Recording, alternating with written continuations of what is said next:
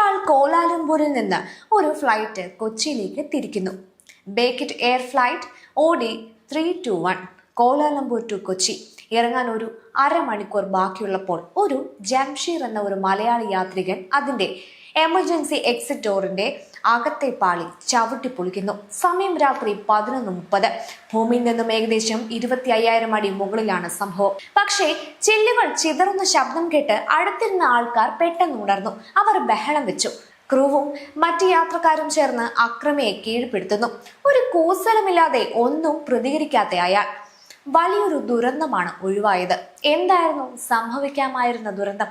ഇത്രയും ഉയരത്തിൽ പറക്കുന്ന വിമാനത്തിലേക്ക് അന്തരീക്ഷ പ്രഷർ ഇടിച്ചു കയറുകയായിരുന്നെങ്കിൽ വിമാനം തീഗോളമായി മാറുമായിരുന്നു. അപകട കാരണം എന്തായിരുന്നു എന്ന് കണ്ടുപിടിക്കാൻ പോലും പറ്റാത്ത രീതിയിൽ എല്ലാവരും മരണത്തിന് കീഴടങ്ങുമായിരുന്നു. അത് സംഭവിക്കാൻ ഇയാൾക്ക് വേണ്ടിയിരുന്നത് ഒരു മിനിറ്റ് കൂടി മാത്രം. അടുത്ത ജനൽപ്പാളി തകരാനുള്ള സമയം. സംഭവം നടക്കുന്നത് ബുധനാഴ്ച രാത്രി. രണ്ടാം നാൾ FCR ബിൽ പാർലമെന്റ് പാസാക്കും, അതായത് വെള്ളിയാഴ്ച. അത് സംഭവിക്കാതിരിക്കണമെങ്കിൽ രാജ്യം നടുങ്ങുന്ന ഒരു ദുരന്തം സംഭവിക്കണം. ഇനി കൂട്ടി വായിക്കാം. വിമാനം പുറപ്പെടുന്നത് കോലാലംപൂരിൽ നിന്ന്. അമേരിക്കയും ചൈനയും സോറോസും അടങ്ങുന്ന ഡീപ് സ്റ്റേറ്റിന്റെ മറ്റൊരു പ്രഭാവ കേന്ദ്രം. അവർ തന്ത്രപരമായി ഭരിക്കുന്ന രാജ്യം. FCR നടപ്പിലാക്കിയാൽ അവരുടെ ഫണ്ടുകൾ ഇന്ത്യയിലേക്ക് എത്തില്ല.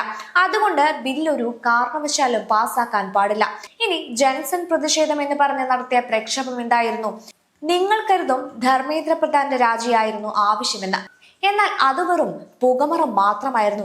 യഥാർത്ഥ ലക്ഷ്യം രാജ്യത്ത് അരാജകത്വം സൃഷ്ടിച്ച് ബംഗ്ലാദേശും നേപ്പാളും പോലെ ഒരു ഡീപ് സ്റ്റേറ്റ് സർക്കാർ കൊണ്ടുവരിക എന്നതായിരുന്നു. പക്ഷേ ഇതൊക്കെ മനസ്സിലാക്കിയ മോദി സർക്കാർ അഭിജിത് ദീപ്കയുടെ ആവശ്യങ്ങൾ സമ്മതിച്ചു കൊടുത്തു.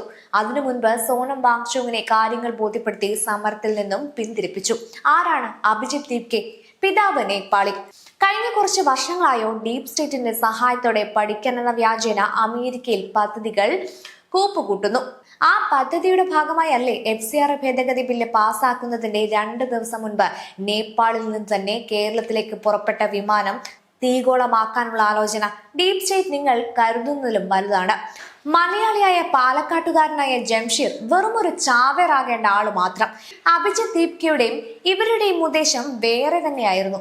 FCR ബില്ല് ഒരു ചെറിയ സംഭവമല്ല. അതിനെ തോൽപ്പിക്കാൻ ഇവർ എന്തും ചെയ്യും. ആരെയും കൊല്ലും, എത്ര പേരെ വേണമെങ്കിലും കൊല്ലും.